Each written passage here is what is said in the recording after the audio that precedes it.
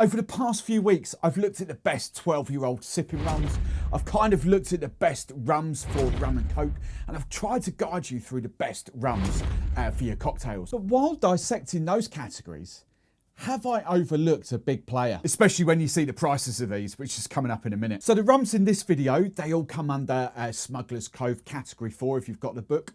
Or to the rest of you, if you haven't got the book, they're kind of classed as aged column still rums. It's a problem when you have loads of rums in your collection because you're bound to forget a good chunk of them. I mean, for years, I've said that this one is actually my favourite out of the 4 in the whole Plantation signature range. Problem is, I just forget about them. Now, probably a couple of months ago, I did look at the other column still rums in this category, aged column still rums, mainly focusing on Puerto Rico and Cuba. I looked at the Havana 7-year-old, I looked at the Ron Cube Anejo, I looked at the Santiago de Cuba 8-year-old and the Bacardi 8-year-old, so you can go and check that video out. I'll link that in the description below. And members, you've got a whole treat in store because right after this I'm filming a comparison of all 8 of these exclusively for you guys. But I think to keep the fun going in this rum journey, it's only fair that I kind of focus on, probably fair to say, the lesser well-known aged column still rums in this category. So hopefully by the end of this video you'll have a better understanding of column still rums, or at least I will, or this will maybe help you with your next rum purchase. Hi Rum fam and welcome back,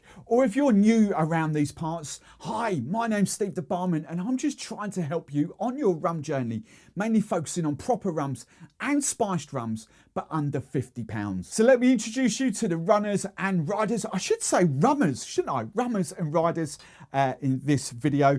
As I've said, this is Smuggler's Cove, a category 4 aged column still rums, not long aged, but aged. This video did start out as a 7-year-old, and we have got 3 7-year-old rums here, but I have got one exception. I'll come on to that in a second. It's not a bad exception, but you know me, I do like to upset a few people here and there, so I'm going to include that. But to introduce you to these guys, I've got the Angostura 7-year-old from Trinidad, we've got the Abuelo 7-year-old from Panama, and we've got the Flor De Cana 7-year-old from Nicaragua. And then let's introduce you to this one, Plantation's Guatemala and Belize. It is not a 7-year-old. I think technically it should be classed as a 3-year-old. However, it doesn't really sit in the next category down, the column still categories down, which I would class as up to sort of 3-year-old rums in there. Now, technically, as I say, this would be a 3-year-old rum, but I'll just talk you through the aging of this and why I kind of loosely class it in this category. So I've got this written down. We've got Guatemalan rums in here. They've been aged for 3 years, tropical aging for 3 years in bourbon casks. We've got the Belize rums in here that have been tropical aged for 4 to 6 years in bourbon casks. And then that's blended, shipped back to France like most Plantation rums. And then we've got continental aging for a further year. So we have got sort of some rums in here that have been aged 7 years, although some of them have been aged for, we've taken the 3-year-old plus another year, so 4 years if you like. But will it hold its weight with this lot? Let's find out. So let's go on to the first test then, which is price. Now, completely by accident, I found what I think is a great way to kind of showcase these rums to you. And I think I found that in the 12-year-old sipping rum video. So I'm going to stick with that because that got some great feedback and it was really easy for me to kind of help you on this journey. So price, I've rearranged these in price order. And as I said at the top of this video, you might be shocked by some of these prices because I had to double check. They've changed twice in the last week. I had to double check these last night, but 2 of the rums have come down in price in the last week. So cheapest to most expensive, Flor De Cana, these are Master of Malt logged out prices. So standard pricing on Master of Malt. My go-to guys for rum. Awesome, go and check them out. So Flor De Cana, 7-year-old, $21.99. I'll say that again. $21.99. What a flipping bargain. Well, is it? We've got to taste it. I've tasted it. What a flipping bargain. The Abuelo 7-year-old, that is coming in at £25.49. That has dropped 75p this week alone. So there we go, £25.49. In third place, we've got the Angostura 7-year-old, which is £26.95. And again, that was just over £27 at the start of the week. So that's dropped. I don't know how much that was, but it's dropped about 30, 40p, give or take. So we've got 3 rums under there, under £27. This is the most expensive one. This is £31. The Plantation, Gran, Anejo, Guatemala and Belize. So just before I dive into the tasting and kind of guide you through that way, I want you guys to do me a favour and jump into the comments. I either want to know whether you've tasted any of these rums before and what you think of them, or if you haven't tasted them and you've now seen the prices, what do you think? Will you go out and buy one of these rums? Let me know in the comments below. And then while you're down there, if you're finding this video really, really helpful, what would help me out is if you could smash that like button, because that will help me put this video in front of more of the Rum family. And speaking of Rum family, if you'd love to make new friends and chat to more Rum fans, especially in our specific kind of categories like underspiced and normal rums under 50 quid, then I would love it if you checked out my membership community. Not only do you get free cocktail ebooks, you get exclusive membership videos as well. Plus, we also get the live show after parties, 10 o'clock Sunday night, straight after my live show. But all that is backed up by my private exclusive area in Discord. Discord is open and free to everyone, but the membership do get a private area with lots of more chat threads. So if that sounds like fun, do check out the membership. There'll be a link in the description below, and it'll be in the pinned comments underneath this video. Now the second test and the second comparison I'm going to do is the sweetness, the sugar levels. Now I want to caveat this, that these are not official. These are just research that I've done. I've not got a hydrometer test, but I've sort of gone to my guys that are kind of the rum bloggers that kind of do hydrometer tests. Open and honestly, Plantation, full disclosure, always tell you exactly what the dosage is of their rums. Not many other kind of rum distilleries do. So we've only got rum bloggers and rum reviewers to go on here, and the Rum X app as well. So I've kind of got them rearranged to how I think they are, but this is not 100% accurate. But to give you that, basically, I do know there's dosage added to that one, but how much I don't know. But basically, we've got these two, which is 0 sugars has been added to this. 0 grams of sugar have been added to these 2 rums, and I'm pretty convinced Angostura don't, and I'm pretty convinced Flor De Cana don't either. But don't hold me to that. The Abuelo is coming out at roughly 15 grams of sugar per litre in there. As I say, that's done purely on hydrometer tests. But the other thing to note from this is Solera aging as well. So that Solera aging will give it a sweeter mouthfeel. I'm not saying a sweeter rum, but a sweeter mouthfeel from the Solera. And then this is the one we know for 100% truth, because Plantation tell us exactly what's in there. And this one has got 17 grams of sugar per litre. Now, still on the sweetness levels with my own palate, this is just very quickly before I give you tasting notes. What I taste with my own palate, I would agree. For me personally, there is a kind of, not a huge gap, but there is a clear gap between those two. I'm going to spoil it in a second, because I'm just going to tell you, all 4 of these are phenomenal to sip neat. I love all 4 of them. They're different. So please don't discount those 2, even though they are slightly sweeter. We're not talking Diplomatico, we're not talking Don Papa levels or anything like that. They just aren't noticeably sweeter on the palate to these 2.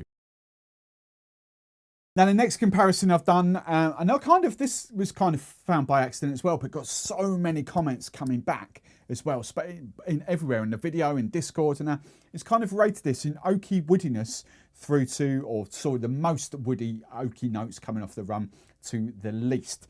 And if you've noticed, if you've been watching, there is a dramatic change here, because the Angostura comes all the way up here. Now this will be subjective. This is me. This is my palate. Okay, so everyone, as I keep saying, everyone's got a completely different palate. I'm just here to try and guide you, not try and tell you this is more woody, because it's me, okay? It's my palate. So for me personally, again, there is a big difference between those 2. So basically what I'm getting more off these 2 on the tasting. Now we'll come on to tasting notes in a second. That's next. Don't panic. I get more of the barrel aging, more of the oakiness, the charred sort of woody notes coming off these 2 than I do these 2, which basically means these 2 for me give me more kind of fruity notes on the palate. But as you'll find out in a second, I adore all 4 of these. So while they're still in that order, let's give you some tasting notes, and I'll start off with the Flor De Cana. This one's really deceptive because on the nose, it is quite fruity, and I was expecting this to be down that end. But on the tasting, this is where the woody, the oak barrel aging comes out in this. So on the nose, I'm kind of getting vanilla. I get apricots. I even get, there's something Christmas cake in there. I'm not saying raisins, maybe kind of like dates or something like that. Like sticky toffee pudding. That's kind of what I got, the smell, the nose I get off that. But then on the tasting, God, this is delicious. Absolutely delicious. The vanilla carries through. I think there's quite a nice sort of hint of vanilla. It does, for me, nowhere even remotely close to being sort of Havana, kind of woody, oaky, peppery bite to it. There's no kind of spice bite to it as such, what I would call it. But there is an element of kind of like a nuttiness that comes off there. But the fruit, not really. It's not fruity compared to that one, for me personally. But it is a gorgeous rum to sip neat. So then moving on to the Abuelo, the Panamanian, 7-year-old from Panama. Again, slightly reminiscent. I don't get too much fruitiness off this at all. There's a subtle hint of citrus. I want to say, because it kind of reminds me of juicy, I kind of want to say an orange, but don't hold me to that. It's definitely not lemon or lime or anything like that, or grapefruit. I think it's kind of like an orange. I don't get vanilla as much as what I do coming off that, but I do get that woody, there's a little bit of spice off there. I don't get that nuttiness that I do off the Flor De Cana, but there is something there, but there is more kind of burnt toffee vibes going on there, but not the vanilla that I get off the Flor De Cana. But then on the tasting, I definitely get those. It's a lovely, again, it's nothing remotely close to Havana for me, but I do get a touch of wood, or it's quite a bit of sort of wood oak going on there in the aging. Nothing sort of tanniny, and kind of more roasted, if you like, sort of, perhaps it's like a roasted sort of nuttiness coming off in there. It's definitely sweeter as well, but it's more of in line with caramel vibes as opposed to vanilla vibes that are going off with that one. But there is a slight hint of fruit that I don't really get with the Flor De Cana that comes out in this. I want to say this is slightly more sort of Christmas cakey vibes.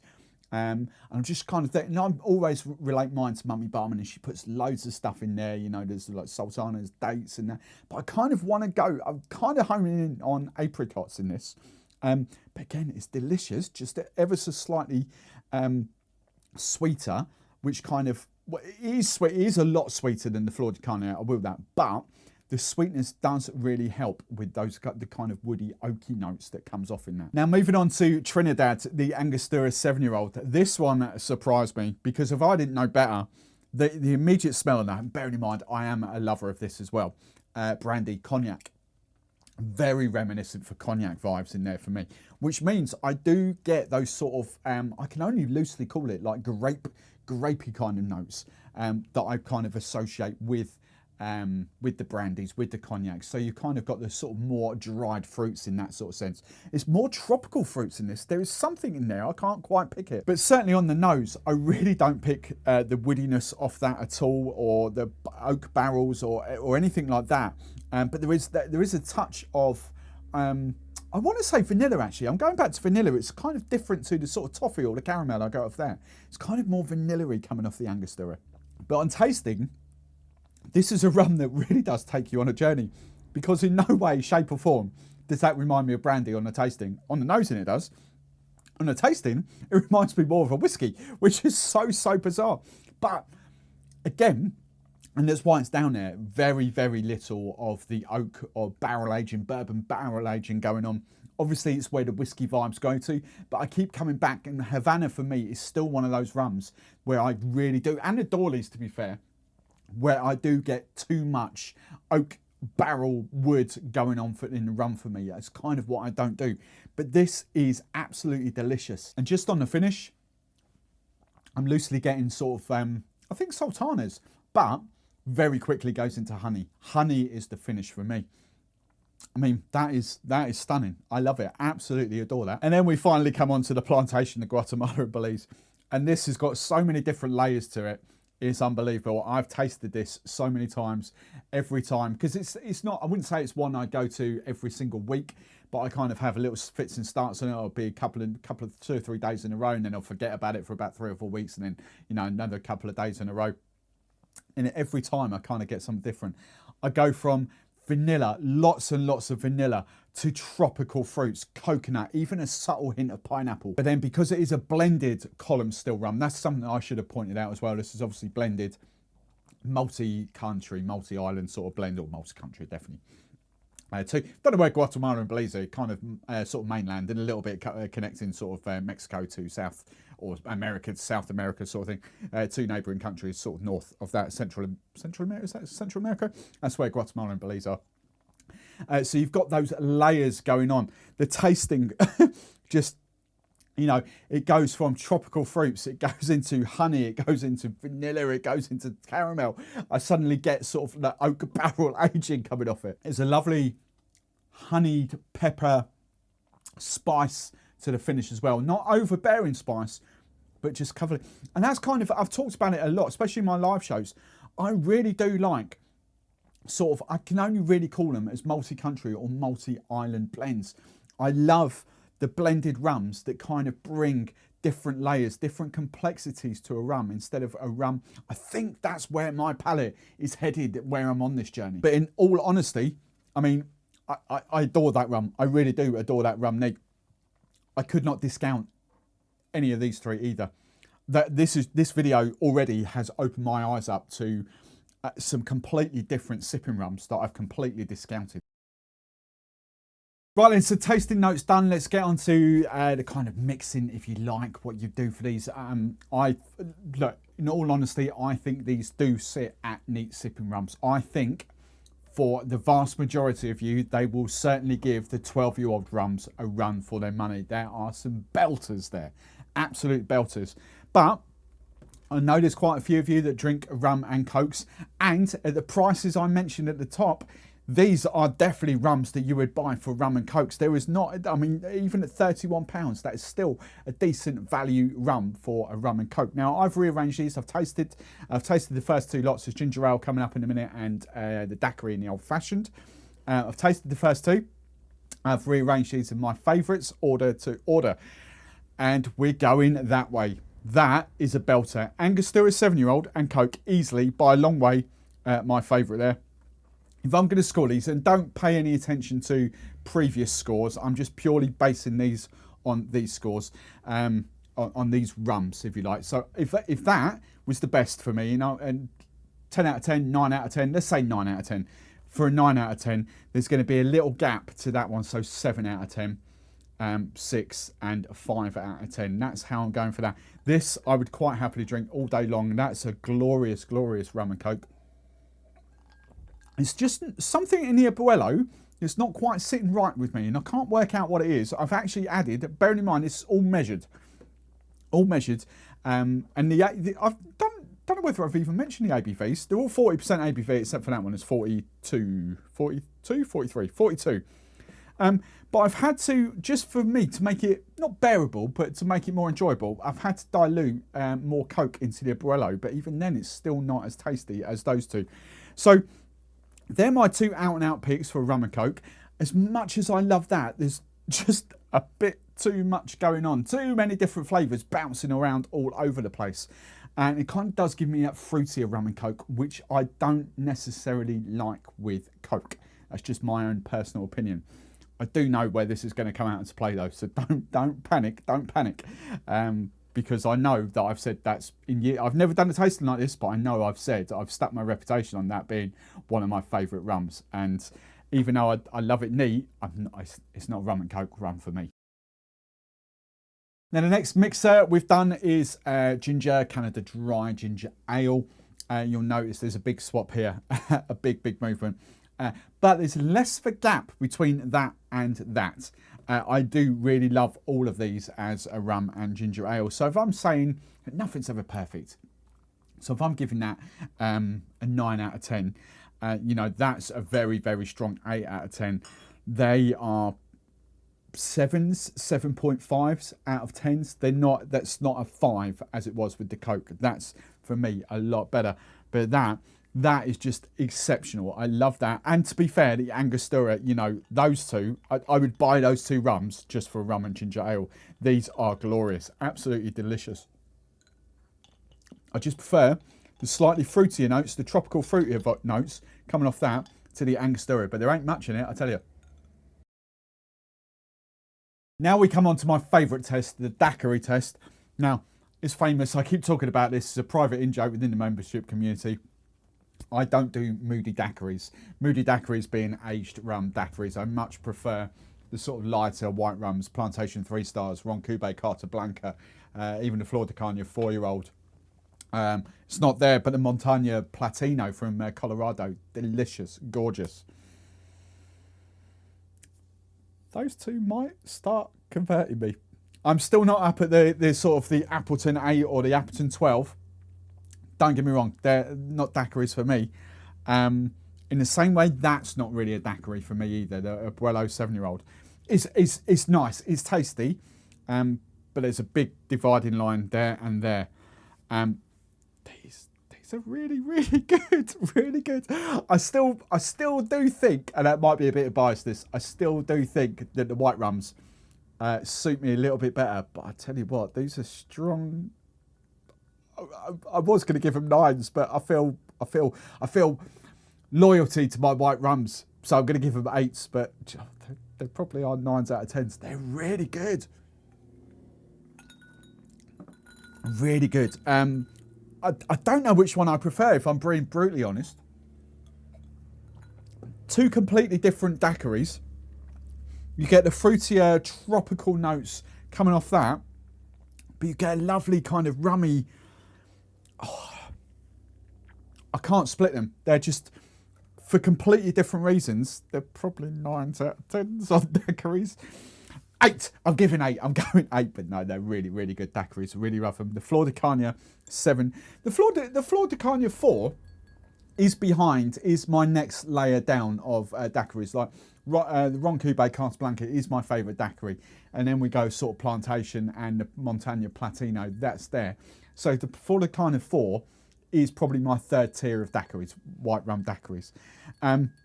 It's pretty much the same in this, although it's still really good. No one's going to turn their nose up at that. That's still really, really good. And just get that sort of, I don't know how to describe it, that kind of more vanilla, toffee, caramel kind of cloyiness to the daiquiri. And I do kind of like those really light, crisp rums. But this is the big difference, because these are column still rums and there's no kind of pot or blended or anything else going on. That's kind of why I like them, because the column still rums do traditionally give us sort of a lighter style of rum. But the Abuelo 7, look, it is decent. It is still really, really decent. For me, I will put it above the Appleton 8 because I really don't do that as a daiquiri. I definitely don't do the Appleton 12 as a daiquiri. Or the Appleton Estate, actually. I don't do Jamaicans as a daiquiri. The Kingston 62 is all right, but so that's going above them. But yeah, they're my picks for daiquiris all day long. So coming on to the final taste test, it is the Rum Fashioned. Again, all measured out. Rum, some Demerara sugar, a couple of drops of Demerara sugar, and a couple of drops of Angostura bitters in there. You will notice a kind of a swap around here. Now, I'm not saying that they are bad Rum Fashions, but I actually do prefer them more as a Rum Fashion. Do they compete with the 12-year-old Rum Fashions? I'm not sure, if I'm being brutally honest. Neat, this is the weird thing. Neat, I think these do compete. I think they really do compete. Under 50 quid, there's some banging rums to sip neat, comparing them to the 12-year-olds. With the Rum Fashion, they just kind of, I don't know, there's not enough character that comes through, because obviously you're stirring down, so you've got that tiny bit of dilution with the ice in there. I've just got 1 cube in there that I've stirred down. It's a bit, I just want a little bit more punch in the rum. That's all. But they're still really, really good. They're kind of, the best way I could describe them is lighter Rum Fashions. Less less body to them. I think that's the only way I can describe them. But, you know, I'm early, oh, here we go. Early evening, late afternoon, early evening rum fashions, as opposed to big, full-bodied, sort of 8, 9, 10 o'clock at night rum fashions from your two 12-year-olds, or there, or any other 12-year-old there. These potentially pre-dinner old fashions, if that's a thing. I don't know. I might have just invented that. Pre-dinner old fashioned, pre-dinner rum fashioned. But yeah, I just want a touch more body to them, because I potentially wouldn't have a rum fashion before dinner. I don't know in my head.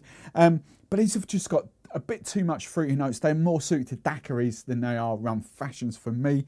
But again, I can't knock them. You know, they're glorious, glorious rums. Now, before I sum up this video, don't forget, members, you have got an exclusive 8-way comparison and me waffling on for a bit coming up. I'm filming that right after this, so that'll be your membership video. But to sum up, let me go back to the prices now. I'm going to go completely off script here. Coming back to the prices, £27 for that.